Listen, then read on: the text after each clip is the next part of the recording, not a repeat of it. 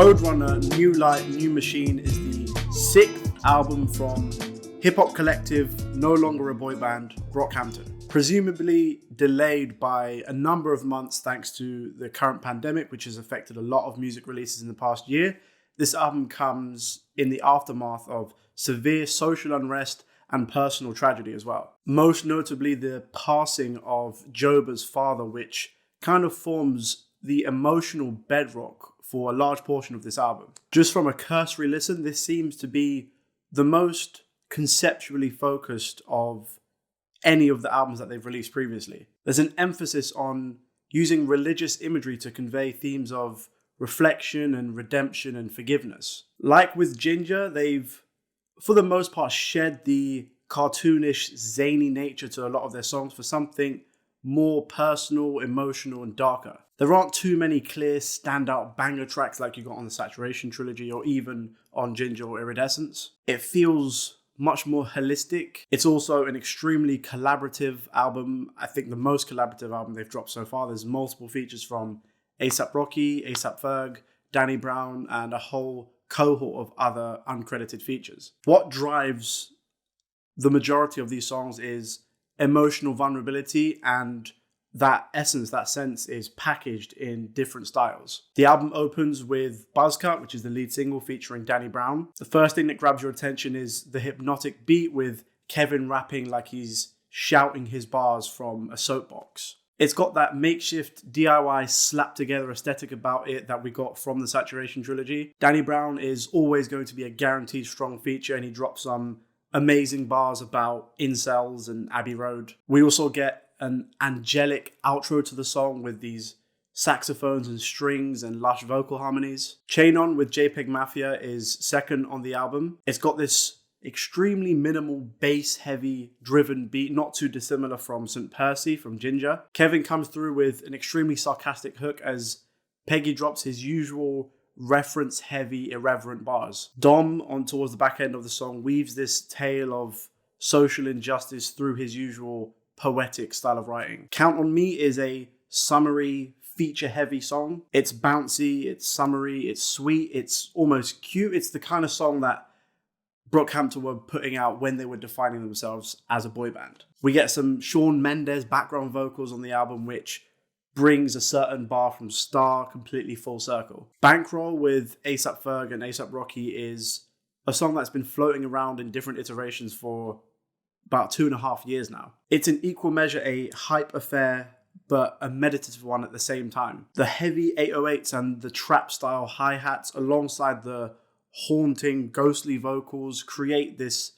overarching sense of unease. A$AP Ferg opens the song, and it confused me the first time I heard it because he sounds so much like Marlon Wood that on the first couple of listens, I couldn't decipher which one was which. Merlin's actual verse is one of the personal highlights for me on this entire album. His Boston Bomb, Wimbledon bars are just amazing to me, but as usual, he hides his dark, quite layered, socially aware bars behind this veil of this eccentric, squawky delivery. The Light is a particularly dramatic affair. It features just Kevin and Joba, and these two are the emotional driving force for the entirety of the album. It's at this point in the album where the emotional core starts to become really obvious, and it continues a number of religious allusions they make as well, and this song kind of sounds like a confessional. Joba opens up quite profoundly and movingly about his father's suicide and how that compounded his already existing mental health issues. Kevin uses his verse to speak on the rift and tension that still exists within his own family, as well as reflecting and looking on his own flaws. Both Kevin and Joba completely just spill their guts and soul on this song over this amazing cacophony of church organs and fuzzy wailing guitars. The song up next is Windows with So Gone So Flexy, and if I'm not mistaken, this is the only song where every performing member of Brockhampton makes an appearance, playing out a bit like an old school Pussycat type track. It's got this dark, cartoony but horror film style kind of beat. It sounds like it wouldn't be out of place in one of the early 2000s Scooby-Doo movies, and I don't say that negatively. If it's good enough for Outkast, it's good enough for Brockhampton. Joba, towards the end of the song, continues his confessional journey that he's making through this album as Bareface closes out the song with a rare rap verse. I'll Take You On with the legend Charlie Wilson is one of my personal favorites on this album. It's a style that Charlie Wilson is so very comfortable in, and this entire song feels like a homage to the early 2000s style of R&B that was very prevalent, the kind that was heavily inspired by hip-hop aesthetics. Matt Champion usually shines on these wistful, longing for nostalgic tracks, and he does so once again on this one. The vocal layering on the hook is fucking perfect, and the what sounds like half-timed outro with Charlie Wilson singing into the cosmos is the kind of levitate out of your body type shit. Old News with Baird is stylistically similar to the previous track, taking on a bit more of an alternative flair. Matt Champion again shines on this style of track. I don't know what it is, whether he's on Rental or Sugar or the previous track or this track. He is most in his bag on these type of songs. The bass line is groovy as shit and it forms the rhythm for the entirety of the song. I love Marlon Wood's stop, start, staccato, say less, rain check verse. Thematically, this song is rooted in reflection and looking back and wishing that you'd appreciated what you had when you were there in the moment. Old News is definitely the most bittersweet track on the entire album. What's the Occasion is, if I'm being honest, my least favorite track on here. Thematically and lyrically, it fits perfectly pretty much into the track list, but it's production-wise and instrumentally that I think leaves a bit to be desired. I'm just not quite sure how comfortably the heavy guitars that come in just before the hook fit on this song. The outro, however, is amazing, with it getting super psychedelic like 60s Beatles shit. When I Ball is yet another track focused on reflection and looking back,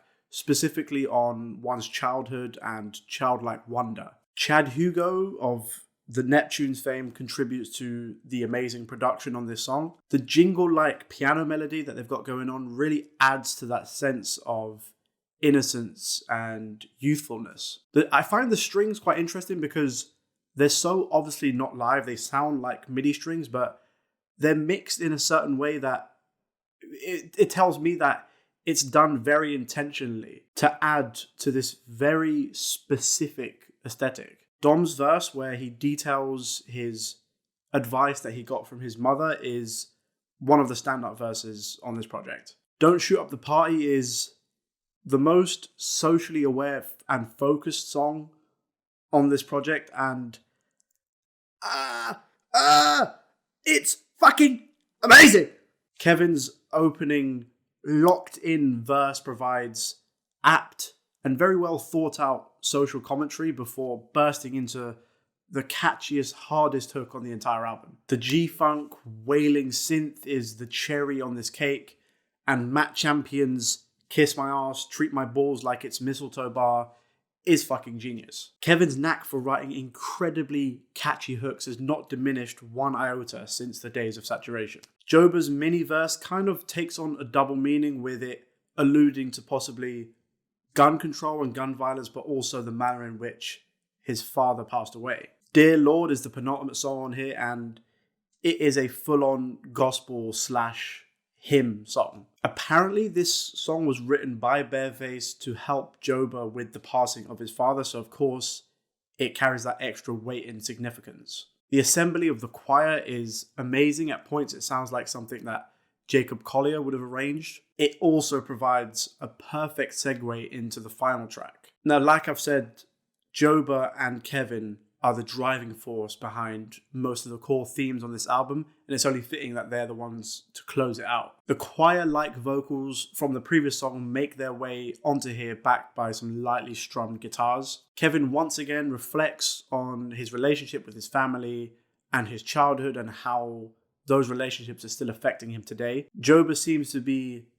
directly addressing his father and head-on tackling his true feelings about him taking his own life. He questions his father's intentions, what it feels like to die, whether he was thinking of him or his family. All these type of questions that must be spinning around in your head when someone so close to you does something like this. He sheds the fear of possibly being seen as selfish for asking these very human and honest questions, and what it results in is the most vulnerable that any member of Brockhampton has ever been on a track. It's perfectly fitting that Joba is the one to close out this journey, and the album cover makes sense to me with the silhouette of it being Joba. I understand why with this album Kevin Abstract has gone on about him not wanting Brockhampton to be labelled as a boy band anymore, because this is so different from anything they've ever put out. It's a point of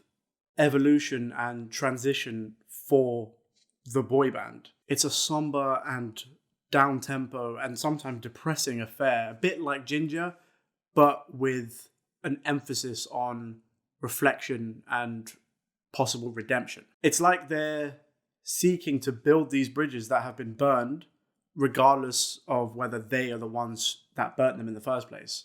Those are my thoughts on this new Brockhampton album. Let me know in the comments down below what you guys think. Make sure to like, subscribe, and dong the bell. And I shall see you next time.